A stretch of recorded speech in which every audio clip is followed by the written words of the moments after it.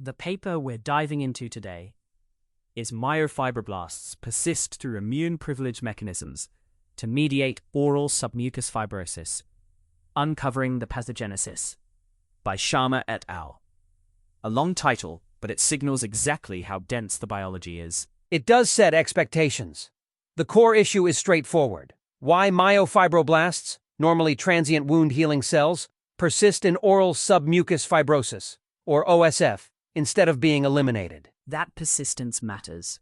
OSF leads to progressive fibrosis, restricted mouth opening, impaired speech and mastication, and a clear malignant transformation risk.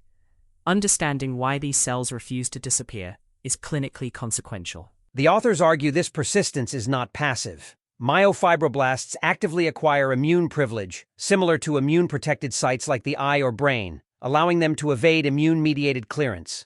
Normally, myofibroblasts appear during repair, complete their function, and undergo apoptosis. In OSF, that terminal step fails. The paper attributes this failure to coordinated immune evasion mechanisms rather than random dysregulation. Two pathways dominate the discussion: FAS-FASL and PD-1-PDL1. Through FASL expression, myofibroblasts can induce apoptosis in infiltrating immune cells. Through PDL1, they suppress cytotoxic T-cell activity. Mechanical stiffness of fibrotic tissue further reinforces this phenotype. This creates a feed-forward loop. Progressive fibrosis increases TGF-beta signaling, which suppresses apoptosis.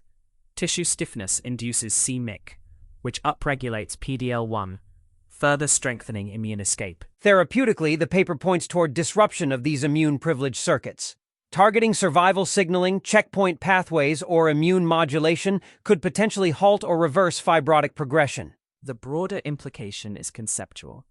Immune privilege may not be limited to select organs, but may emerge wherever cells must avoid destruction. That reframes how chronic fibrosis, and even certain cancers, are understood. What the paper provides is a coherent mechanistic roadmap. Why myofibroblasts persist, how fibrosis becomes self-sustaining, and where intervention points might exist. In simple terms, some cells exploit biological loopholes to outstay their purpose. This work is about identifying and closing those loopholes in OSF. For clinicians, researchers, and at-risk populations, the message is clear. Impaired wound resolution is an active, regulated process, not a failure of healing alone. The body is highly adaptive. In OSF, that adaptability becomes pathological. I think it's fascinating how the study integrates such a vast array of mechanisms to present a holistic view. Absolutely. And what about the potential future directions for researchers? Do you think more focus should be on the immune pathways alone? While immune pathways are crucial, I believe multidisciplinary approaches should also take center stage. Combining biomechanical studies with molecular biology could yield even more comprehensive insights. That's a great point. And considering the clinical implications, would early diagnosis play a role in managing OSF before these pathways fully activate? Early diagnosis could indeed be pivotal. Catching OSF in its nascent stages might allow interventions to be more effective, perhaps even halting progression before it becomes debilitating. Prevention and early intervention, not just treatment, could redefine patient outcomes dramatically. Let's hope that the research community continues to prioritize these efforts. The more we learn, the better equipped we are to combat such complex conditions. And this paper certainly provides a solid foundation upon which to build. As you can see from the data here, the impact of environmental factors on OSF is another aspect warranting attention. Genetic predispositions can be altered by our surroundings. Could lifestyle changes mitigate these risks? Potentially. Implementing healthier lifestyle choices, along with community awareness, might reduce incidence rates.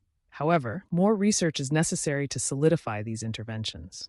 It's fascinating how intertwined genetics, environment, and immune response appear to be in OSF. Yes, it truly highlights the complexity of human biology and the importance of approaching diseases from multiple angles. In review, OSF serves as a formidable challenge, but also as a profound insight into how the body sometimes mismanages its sophisticated systems.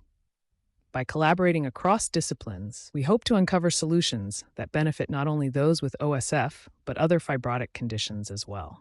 Thank you for joining us in this engaging discussion. We anticipate more exciting developments in this field. Until next time, stay curious and continue exploring the intricacies of human health.